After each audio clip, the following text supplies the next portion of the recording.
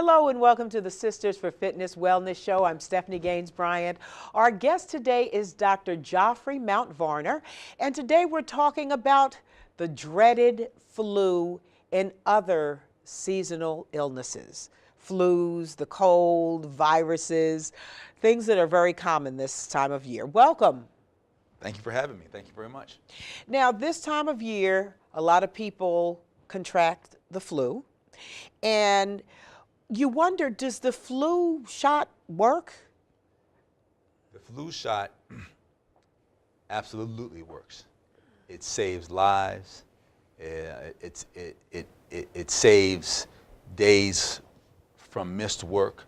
And I believe that not to get a flu shot puts other people at risk, because then you become a spreader of the flu. But should you get the shot? Should you get the mist? And there's a third one. What's the third one? You mean the nasal? The nasal. Yes. Yes. So this year, the CDC recommends the shot. The nasal still available, but it has fallen out of favor for a number of different reasons. But the shot, which is the one that has been used throughout history, that's the safest and the most reliable one. Now, with the shot, each year, the dosage of the shot, or not the dosage, but the way that the shot is composed, the stuff that's in the shot, it changes from year to year. Why is that? Right, because the flu is basically a virus, and each year the virus changes. And what people do not realize is that there are multiple strains of the virus out there. When you get a flu shot, it's got several strains. It does not protect you against all of them. It protects you against the most common ones. And so every year the flu changes, and so the flu vaccination has to change. That's why you have to get it yearly, because the flu is a very fragile virus, and therefore it changes easily as well. Each year I take my 4 kids, and we go and we get our flu shot. Now, the one who has asthma, sometimes we get the mist. Mm-hmm. The one with asthma, my child with asthma, it was always recommended, no, he needs to get the shot no matter what. Is the spray, the mist, it's less effective? Why has it fallen out of favor? Well, I'm not sure of all the reasons why, but what I do know is that there are some indications that it was not as effective. And while those studies are being done, the CDC just took the wise position of, the American Pediatric Association took the wise position of recommending just the injection, or mainly the injectable one. How do you know you have the flu opposed to a cold, opposed to a stomach virus? Well, sometimes without a test, you don't know. But the flu has the flu has its own separate type of issues: body aches, fevers, chills, feeling very, very, very, very tired. And that feeling of tired is you're wiped out. You can barely get out of bed, and that may last for 5 to 7 days. And if you're young and healthy like you, some people would say that catch the flu may not be a big deal. But for the extremes of age, the very young, 6 and under, and the very old, 65 and older, if they catch the flu, it can be seriously life-threatening for them as well. But there are other populations. You mentioned that your son has asthma.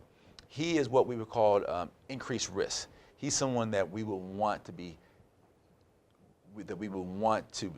vaccinated, because if he gets the flu, it can flare up his asthma, and it can flare it up fast, and it can flare up in intensity as well. So there are very distinct populations where it is truly a medical benefit and in their best interest to get the flu shot. Why are the young so vulnerable? Well, their immune system is not fully developed and not fully intact. So for no other reason, they don't have an adult level immune system. So when the flu attacks them, it can be more severe for them.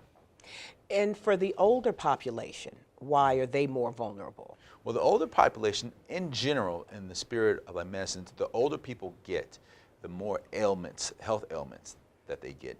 And their immune systems sometimes are not as strong as well. In general, you can say, you can reasonably assume that an older person has more health problems than, say, a 35-year-old. So it's just better to paint it all with like one big brush. The older people, 65 and older, and the very young should and almost must get a flu shot unless they have allergies. I've heard some people say, it's never happened to me, but I've heard some people say once they've gotten the flu shot that they feel like they have the flu. Yeah. Is that a myth? It is a myth, especially if they are getting the dead virus when they get the flu shot. What they are experiencing is their body's reaction to the flu shot. They don't have the flu. It's their body building up their immunity to the flu. And because it sometimes comes with body aches, you may have a fever, just like every so often, they think that it's the flu. But usually that lasts less than 24 hours. Okay, so it's more myth. Right, absolutely. Than not. Absolutely. Let's just say you have, what is the difference with a virus? You said that you have the aches, body aches with the flu, and you may have a fever.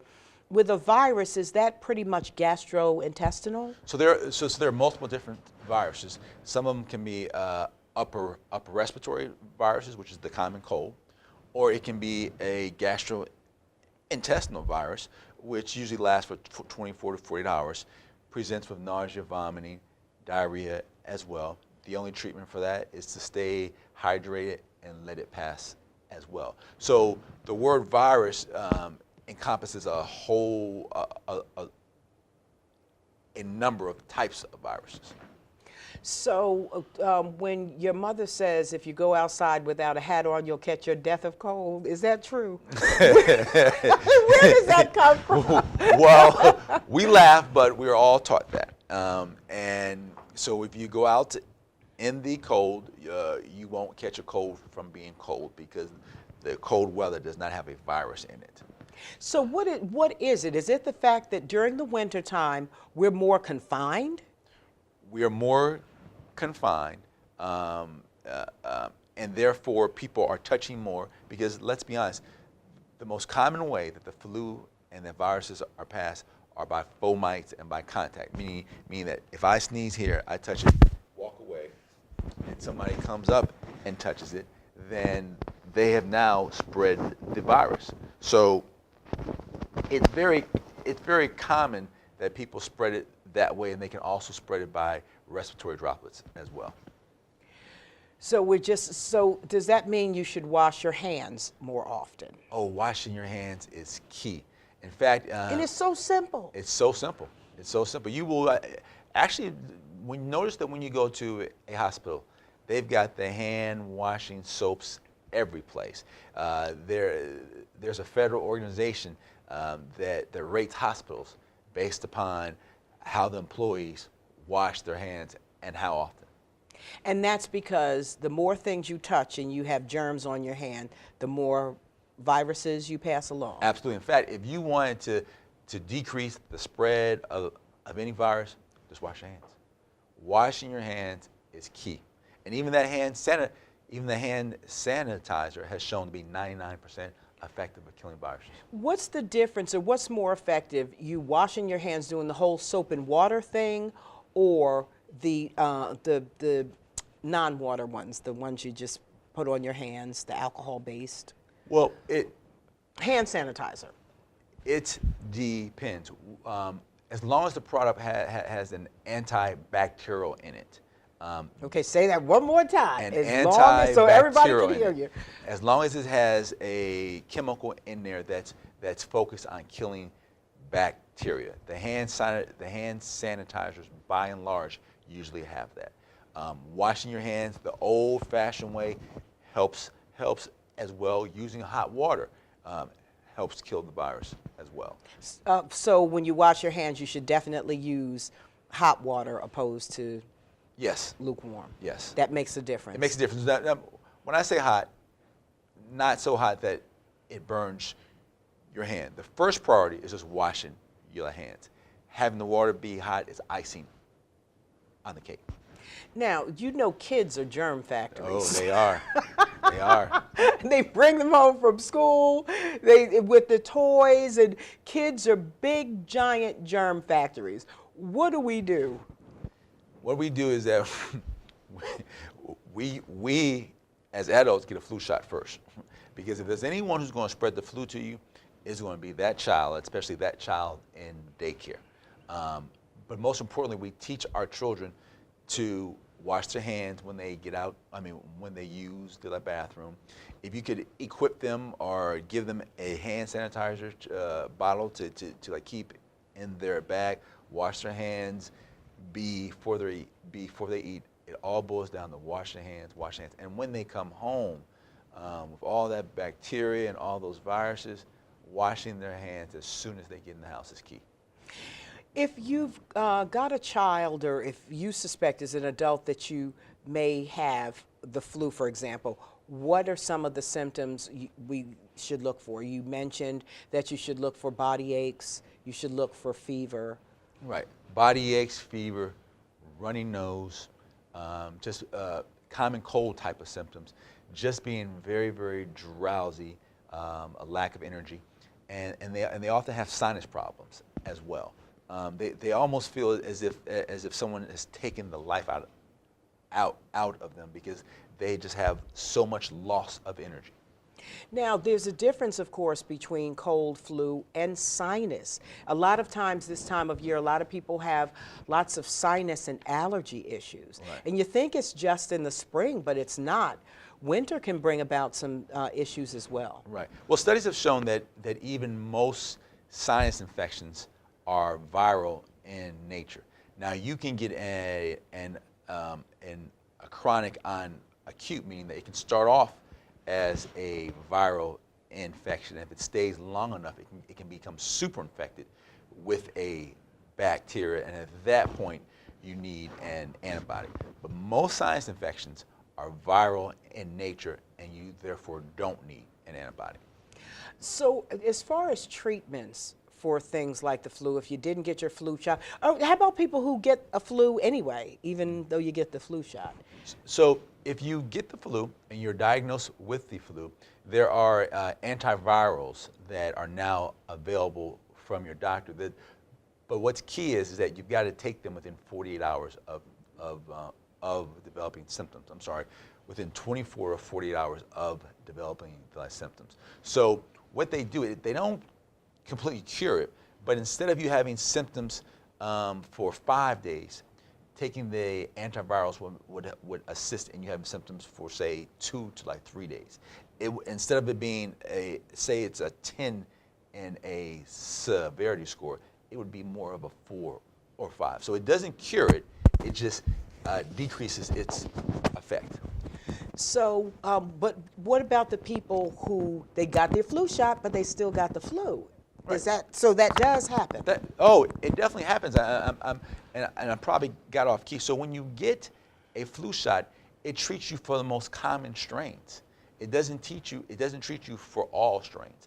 And in the emergency department, the most common type of patient who I see who got a flu shot is one who has been traveling. I mean, they live in one area, they travel far to a different area, and they come back, and then now they've gotten the flu. Chances are is that they were exposed to a different strand, and that's how they were able to get So it. you're talking about traveling overseas? Yes, traveling overseas, yes. That you would tend to come back with a different strain? Yes. And as a matter of fact, my son had been coming home with headaches. Turns out it was a sinus infection, and he ended up having to do several weeks of antibiotics as a result of that. So these things can be more serious. It's more than what you see on TV, on the TV commercials. These things can be very, very serious. Absolutely, and I didn't highlight, so even with the flu, there's a decrease in appetite. There's sometimes vomiting associated with it. And what's most important for the healthy person who gets the flu is that they stay hydrated. They stay hydrated, hydrated, hydrated.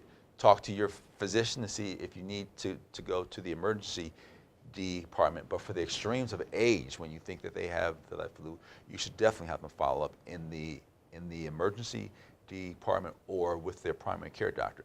But it's very important for everyone to like stay hydrated. Now, by the time they get to you, it's pretty bad. By the time they get to the emergency room, by the time they see someone like you, it's pretty bad. What can it result in? I mean, the ultimate, of course, it can result in death. But. Right, and it is interesting that you would mention that, because many people do not realize that thousands of people die a year from complications of the flu. But the most common reasons that people present to the ED that result in being admitted to the hospital and therefore complications are, it goes on and causes a pneumonia, dehydration, intractable nausea and vomiting as well, which leads to dehydration. But the most common is pneumonia. In dehydration, what can happen with that if you are dehydrated? Well, let's keep in mind the whole body, it's a constant system working together. And you have enzymes, you have chemical breakdowns happening. And part of that is under the premise that your body is fully hydrated. It's got the necessary amount of fluids. So when you don't have the necessary amount of fluids, not all your systems function optimally.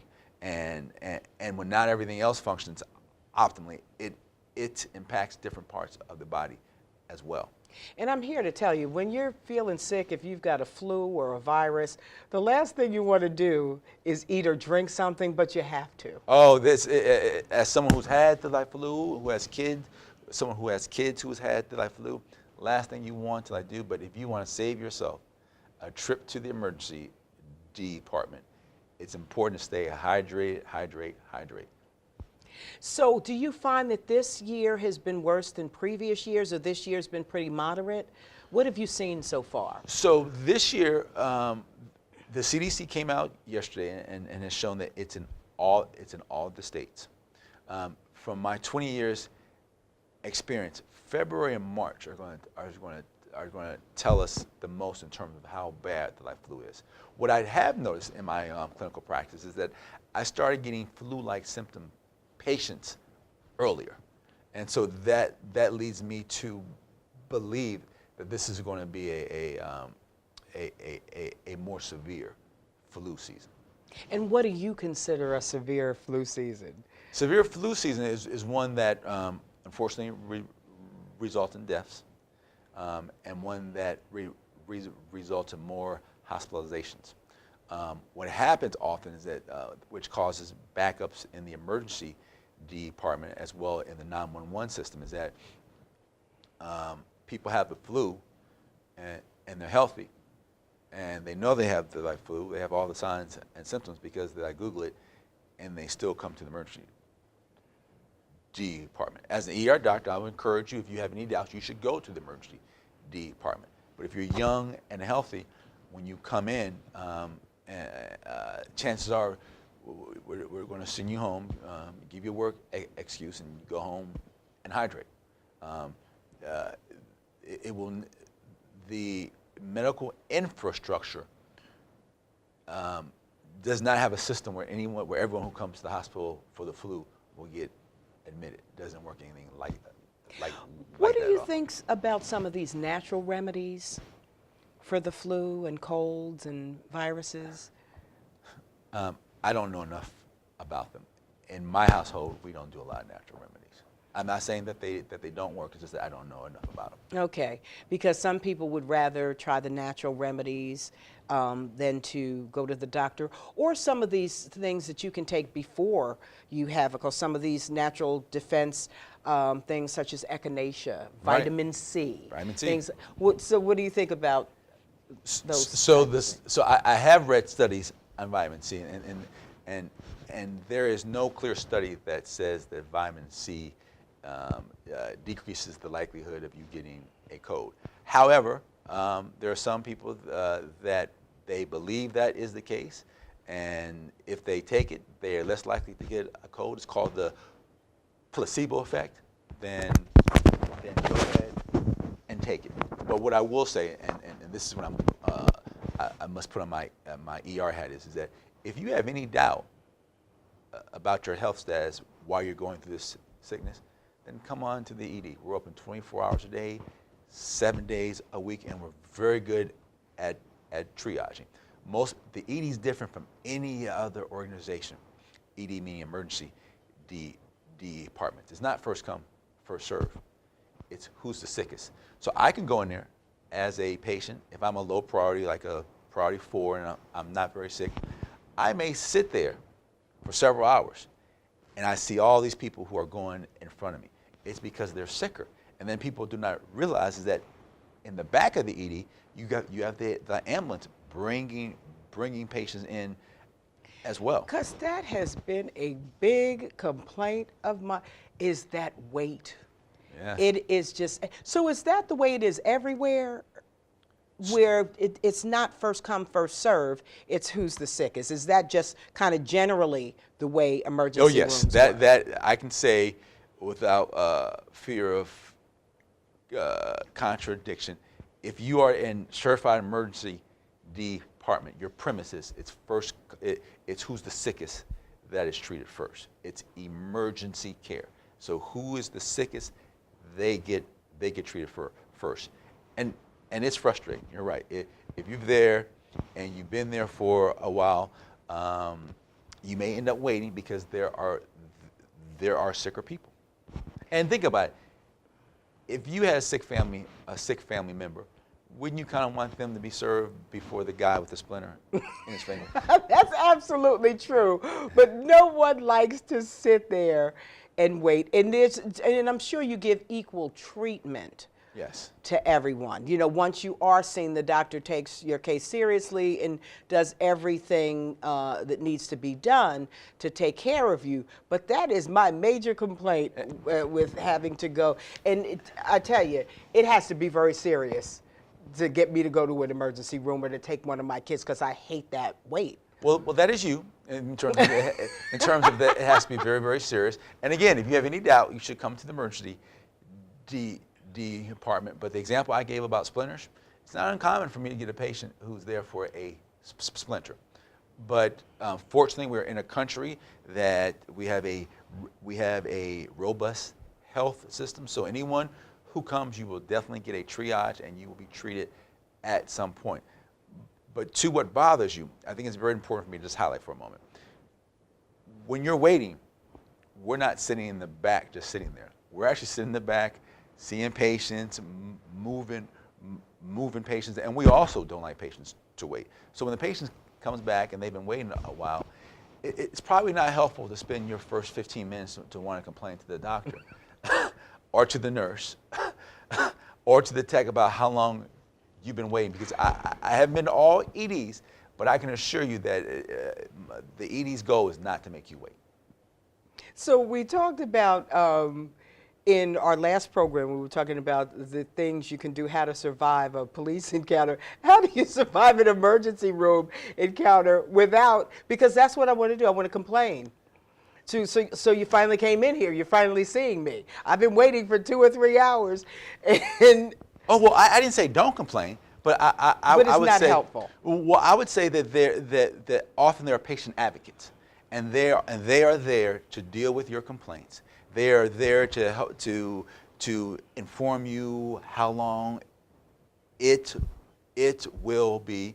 And mind you, if it's egregious, we're the doc. We're always more than happy to hear that. But just keep in mind that when you're spending your time complaining, I'm not dealing with your medical care, and I'm not dealing with it, and therefore I'm not getting to the next patient. Because as an ER doctor, our ultimate goal is to treat you, but it's also to keep the room moving, And trust me, we do not like making people wait. You know, I needed to hear that has been a pet peeve for many, many years. So let me just give you a little insight, having done this for like 20 years. Again, it's emergency care, but it's amazing how people can hold off their emergencies until after certain events. So what I would tell people is my 20 years experience, the day after a 3-day holiday it's going to be a busy time in the ED. I can tell you it's going to be a busy time in the ED. A day after a snow-in, it's going to be a busy time. Now, I can tell you when it's less busy, if there's a major sporting event on TV, often it's going to be a less busy time in the ED, and if that's your emergency and that's the time you want to go, it's probably going to be less busy then. Last question, how will the new, or it's not new anymore, but how will the healthcare changes that are going to come about as far, because of tax reform, you've got more people who are going to be losing health care over the next couple of years. How is that going to affect you? Is that going to bring more patients your way? Yes, it's going to. So I'm there to serve regardless. So 20 show up, 20,000 show up. We're there to treat. But it's going to cause longer wait times. And it's going to cause many people to use the emergency department as their primary care place. And when I was a resident 20 years ago, I was like, why are these people coming in here for these primary care reasons? But as I have matured and I understand, hey, if you can't get to your primary care doctor for several months, or if you don't have a primary care doctor, you still have a blood pressure problem. You still need me to write for your blood pressure medicine. So we are there as the backbone, as when you can't see anybody else, the ED is there to help, and we're there to serve, and we enjoy patients coming in, especially if you have any doubts. And if you're in the extreme of age or you have health problems, it's better for you to come on in and for us to say, hey, you didn't need to come in. But let a professional look at you and determine that. And there's two things that I would like to say, is that for males, it is so important for you to get a PSA level. That's not in the emergency department. We don't do that in the emergency department. But it's so important for you to find a primary care doctor, for you to find a free clinic, someone to get your PSA done. Secondly, women giving a pap smear. It's key, because that's a cervical cancer is one of the cancers, if caught early enough, it's 100% treatable, 100% treatable. And finally, checking your blood pressure is key. Yes. Even if you stop by the CVS, if you stop by the police department, stop and check your blood pressure, because many of us don't realize we have high blood pressure until it's too late. Until it is too late. Well, you know what? We have to have you back on, and we'll discuss those things as well. All right. We've been talking to Dr. Geoffrey Mount Varner, and we've been talking about the flu and other cold-related illnesses. Hope you have a healthy winter. Thank you. Thank you. You've been watching the Sisters